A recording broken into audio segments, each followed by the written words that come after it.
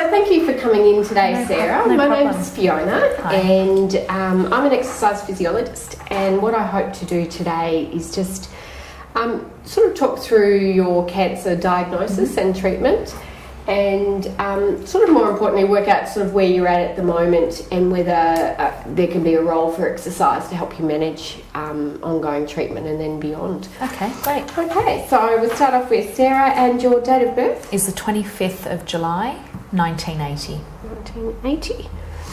And you've been diagnosed with breast cancer. I have, yes. Can you remember the stage? And Yeah. So I was diagnosed with breast cancer on the 1st of October. 1st of October 2013. 13. Yep. And it was 1.5 centimetres. And it was a stage 3. Stage 3. Yep. And worked out that it was a triple negative breast cancer. So I then went on to do genetic testing, and it works out I have the BRCA1. BRCA1? Yep. Gene mutation. So, yeah. And you said you had a child? I do. I have a 3-year-old little boy. Little boy? Yeah, little boy called Oliver. So no girls that need no, thank genetic goodness. testing in the future. He will have it at 18 if he wants to. And my family has all gone through the testing. So my mum was the carrier. Okay, but she didn't have breast cancer? She doesn't. She's 55 and she hasn't had breast cancer yet. Okay. And my sister, who is 30, she's also the gene mutation character, and she has just had a preventative double mastectomy last week. Oh, So, get yeah, goosebumps. yeah. Wow. And my brother is also a carrier. All 3 kids, 3 of 3, all got the mutation. But yeah, It is good though to know, isn't it, to have Information that genetic power, test? Yes, yep. and then what do you do with that information? correct. Correct. So when it was stage 3, Yes. It was in the breast. Had it spread to any lymph nodes? It hadn't spread to any lymph nodes. I had 2 out and no lymph nodes. It had started on a little satellite sort of node which was starting to form. So it had started to spread a little bit. I had a lumpectomy at that stage on the 16th of October, and then went through IVF treatment after that to try and get some eggs on ice, and no success. So that was a bit heartbreaking, but it's just you part have of. got one little I've got one little boy, so Mm. that's fantastic. Oh, Yeah. lovely. Okay, so then after the diagnosis, you then obviously went into treatment. So the Yeah. first thing was the lumpectomy. The first thing was the lumpectomy. Okay, and then so that was late last year. Yep, that was 16th of October. Then on the 6th of November, I had my port inserted up here for chemo, and then I had the IVF after that. So I probably started treatment sort of mid-November. Was my first chemo treatment. Okay, and can you remember the name of the I chemo? started off on 4 rounds of AC. AC? Yep. And I had, so that was, the first 2 were every 3 weeks, and then the final 2 were every 2 weeks, and I had the Neulasta injections with that. And then I had 12 rounds of Taxol and carboplatinum with that. Taxol, hence the hair, and carboplatin. Yeah. And that was in combination. That was And in combination. So that went for 12 weeks? 12 weeks, yep. And did you have some radiation? I hadn't, and I don't need to, because I'll have the because I'll have a double mastectomy, and because of the location, I won't have to have any radiotherapy. And you haven't had that double mastectomy yet? Not yet. I'll be doing that in 6 weeks' time, 7 weeks. So I've got 7 weeks to recover from chemo and recoup, and then I'll be going for surgery mid-June. Wow. Okay. Yep. And It's then all tick, tick, tick. And then after that, I'll have the expanders in, and probably 6 months later look to change those over to silicone, and then 3 months after that have a nipple reconstruction as well. And then you'll be set. Yeah. Okay. So that's That's a treatment history. It is. Quite extensive. So I suppose now what I'm sort of looking at, and probably we need to look a little bit in the future and then where we can sort of assist you post probably surgery as well. Is any side effects as you've been going through treatment? Yeah, the chemo, the first 4 rounds of AC, I was actually hospitalised for all of them. Okay. And I got put on olanzapine, which is not a normal anti-nausea drug. It's an antipsychotic, and it basically just knocked me out while I was in hospital, and they just kept me on a drip. I had really... So what was the side effect? Just extremely nauseous? Extreme nausea, couldn't eat, couldn't drink, couldn't keep anything down in terms of vomiting, extreme lethargy, couldn't walk up a flight of stairs, couldn't do anything basically. And how long were you in hospital? So I was in hospital. I would have the AC and I would be in hospital for 4 nights on olanzapine and just a drip to keep me hydrated, and then I'd come out and I'd sort of probably have another 7 days after that at home in bed, and then it'd be round. The next round would come. Gosh. So that was a bit tough. And you did that 4 times. Yeah.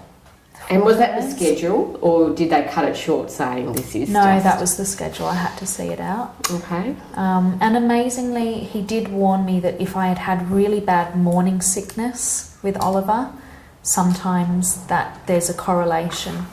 And I'd had morning sickness with Ollie for 20 weeks, so I knew that I wasn't going to be great. Perhaps great. Wow. Yeah. Okay. And then after that treatment... Yes, then I went on to the Taxol and carboplatin, and that was weekly for 12 weeks. And was that a little better? It was definitely a little better, thank goodness. No hospitalisation. No hospitalisation. Still extreme exhaustion. And the only thing that did make me quite nauseous was the carboplatin, and I just would take different anti-nausea drugs when I needed them. So, but I did get out more and more with the Taxol, so that was... Just try and do a walk or do something. Yeah, had to walk every day. Yeah. Good. Oh, well done. Because as a consequence, you're on steroids, you're on not doing much exercise, you're eating to help the nausea, and consequently I put on 5 kilos. So that was my next question. Yeah. So since being diagnosed, you've gained about 5 kilos? About 5 kilos, yep. And the goal would be to try and get that off. Those 5 kilos?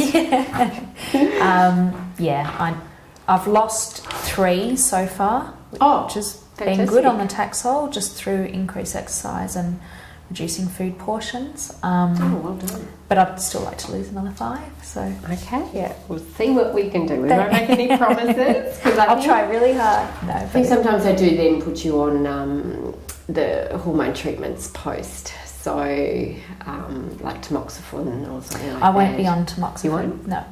Well, because it's a triple negative. So triple negative, yeah. Fantastic. Not estrogen, not progesterone, and not HER2 either. So that could be a good thing. Okay. Some positives. Yes. So no neuropathy, no. Anything like that. Fantastic. No. I've kept my nails, kept everything. Great. Just not hair. No, eyelashes went. Okay, so are there anything else we need to sort of be aware of, sort of comorbidities that you sort of... Yes. After I had Oliver, I had a retained placenta. So I had 3 surgeries after that, and that left me with very bad... the word's gone out my head. But, I can't jog, I can't... exercise. I've slowly started doing little jogs, but any sort of high impact I just can't do. So did they give you, post-surgery, did they give you any sort of pelvic floor retraining or any core sort of work? Nothing really. So that's probably a nice area that we could start this program on as well. That definitely actually need look pelvic at pelvic floor and core retraining. That would be fantastic. Obviously, post-surgery it would have been nice to do it then, but we'll see how we go post, yes. Okay, and any other sort of... Otherwise, a pretty fit and healthy 33-year-old who was probably doing 3 gym sessions and 3 walks a week. So just like to get back to that, really. And that's a really nice goal, isn't it? Yeah, a goal to work back to where you were. And so there's nothing in the family that we need to be aware of. Obviously, mum doesn't have cancer. Mum doesn't have cancer. Any osteoporosis or no osteoporosis. Dodgy hearts or all good? My grandfather died when he was 44 of a heart attack. But otherwise, everyone is very healthy. Okay. Yeah.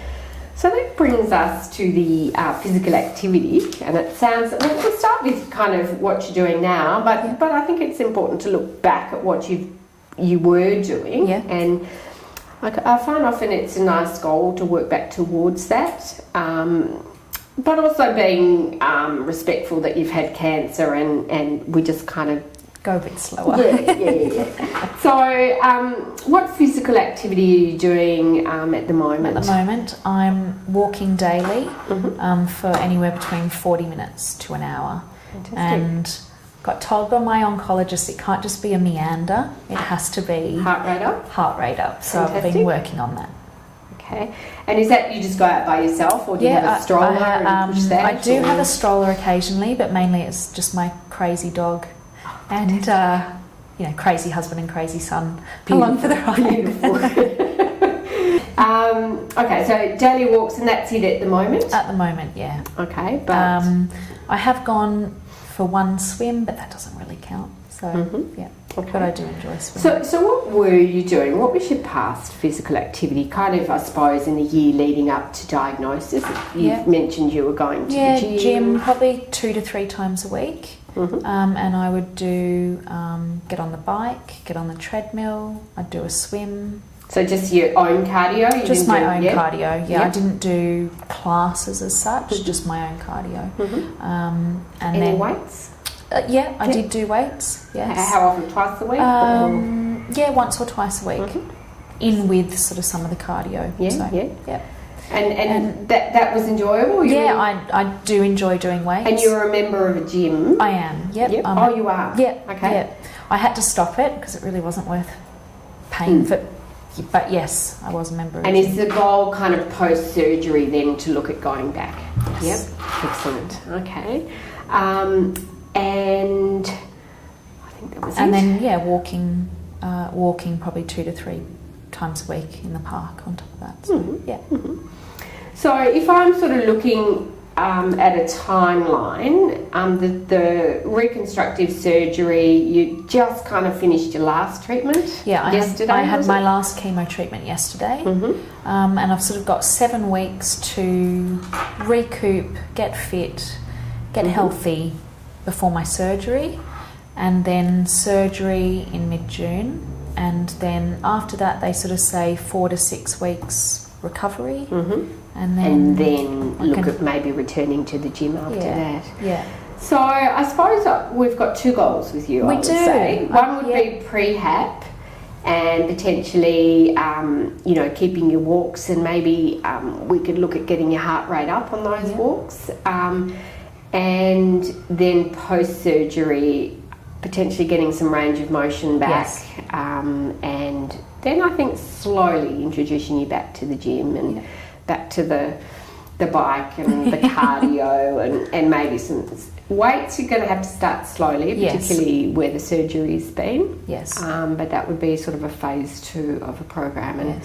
And I think another real goal I'm seeing is sort of some postnatal as well, some pelvic floor work, some core. That would be great. And rehabbing that sort of area.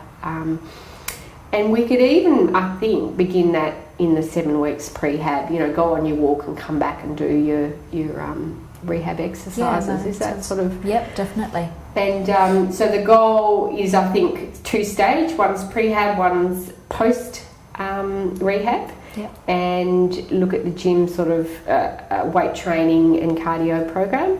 And I suppose the weight loss, we could look at your eating habits, but it sounds like you know what to do. Eating's pretty good. It's eating well, portion sizes, and it sounds like you're already on top of that. So I think being diagnosed with cancer, you reassess what you are in control of.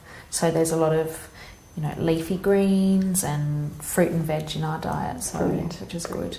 And I think exercise is definitely something you're in control of, and your health and well-being. Yeah. So the only thing I'm worried about with my surgery is the type of surgery I'm having. They are going to cut my pectoral muscles. So with that one, I will get strength back there eventually. You will. Eventually, what we'll do is start looking at just range of motion and getting movement back in that area.